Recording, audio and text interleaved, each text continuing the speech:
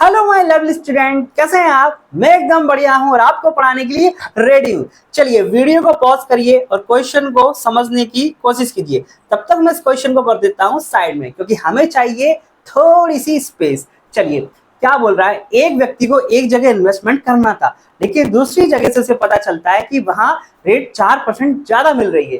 प्यारे बच्चों, उच्च दर पर मिलने का मतलब है कि पहले वाले से 4% ज्यादा है। ये समझने वाली बात थी। तो उसने क्या किया, अपने 25,000 का 1/4 एक जगह पर और 25,000 का 3/4 दूसरी जगह पर इन्वेस्टमेंट वो करता है। देखिए, तो सबसे पहले हम करते हैं इसे क्या, बेसिक से, क्योंकि बेसिक भी आपको जानना जरूरी है। तो बेसिक्स तो सिंपल है, एक लाइन में मैं इक्वेशन लिख देता हूं। देखिए 25,000 का प्यारे बच्चों 1/4 और 8% रेट पर, तो अपॉन में 100 हो जाएगा। 2 साल के लिए ब्याज प्लस 25,000 का 3/4 और इस बार रेट 4% ज्यादा है, जैसा कि क्वेश्चन में लिखा है। तो मैंने 4% ज्यादा कर दिया। यहाँ आर थी तो यहाँ आर प्लस कितनी है, आर प्लस 4 है 2 साल के लिए, और इस तरह से हमें 4125 ब्याज मिलता है। ये तो था फर्स्ट मेथड। ओके, सॉल्व करेंगे आप तो आर की वैल्यू आ जाएगी, आर प्लस 4 की वैल्यू हमसे पूछा है तो आंसर आ जाएगा। अब चलते हैं इसमें एलिगेशन। एलिगेशन लगाते हैं प्यारे बच्चों। देखिए कैसे, एलिगेशन का रूल मैंने क्या बताया था कि पहले प्रिंसिपल की रेट वो कितनी है, आर है, तो दूसरे की कितनी हो जाएगी, आर प्लस 4, जैसा कि क्वेश्चन में लिखा है। मैंने कुछ चेंज नहीं किए। और बीच में हम लिखते हैं कि ओवरऑल ब्याज पर 25,000 का 4125 है, किस रेट पर मुझे मिला है। देखिए यहां लिखते हैं हम रेशियो, प्रिंसिपल का रेशियो। जैसे कि पहला था प्यारे बच्चों, देखिए 1/4 पर और दूसरा था 3/4 पर, तो 4 से 4 कट जाएगा तो प्रिंसिपल का रेशियो कितना आ जाएगा, 1/3। ये सॉरी 3 है, यहाँ पर 3 आएगा, यहाँ पर मैंने 4 लिख दिया है। ओके, तो 4 से 4 कट जाएगा तो रेशियो कितना बन जाएगा प्रिंसिपल का, 1/3। मैं फिर से समझा रहा हूं, समझिए।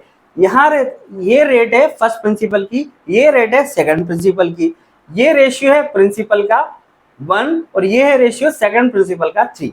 1/4 और 3/4 था रेशियो, तो 4 से 4 कट गया, यहाँ रेशियो लिख लीजिए आप। ओके, 4 से 4 कट जाएगा तो 1/3 आ जाएगा। आई होप इतनी बात आपको समझ में आ गई होगी।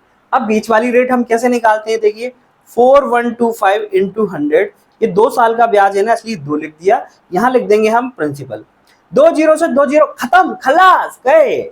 ये चला जाएगा 25 से 165 में, ये 250 चला जाएगा 10 बार में। 5 से ये फिर कट जाएगा 33 बार में, ये कट जाएगा 2 बार में। नीचे कितना मिलेगा हमें, 33/4, जिसका मतलब होता है 8.25।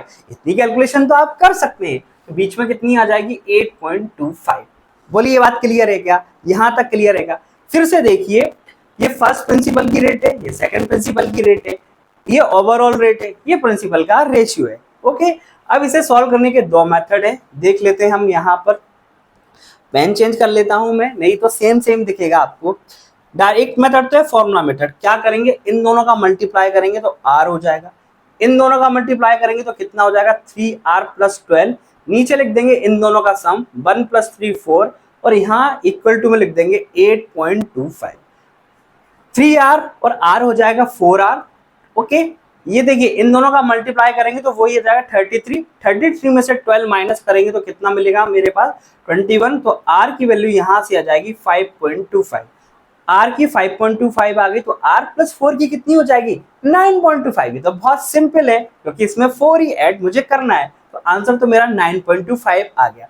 अब थोड़ा सा आप सांस ले लीजिए, रुक जाइए, क्योंकि आंसर आ गया।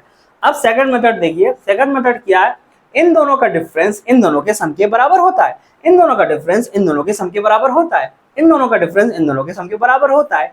तो r + 4 में से r जाएंगे तो कितना बचेगा, यहाँ देखिए r + 4 - r, तो कितना बचेगा 4। इन दोनों का सम भी 4, 4 की वैल्यू 4 है तो 1 की वैल्यू 1 हो गई, 1 की वैल्यू 1 हो गई। तो यहाँ देखिए 1 की वैल्यू 1, 3 की वैल्यू 3।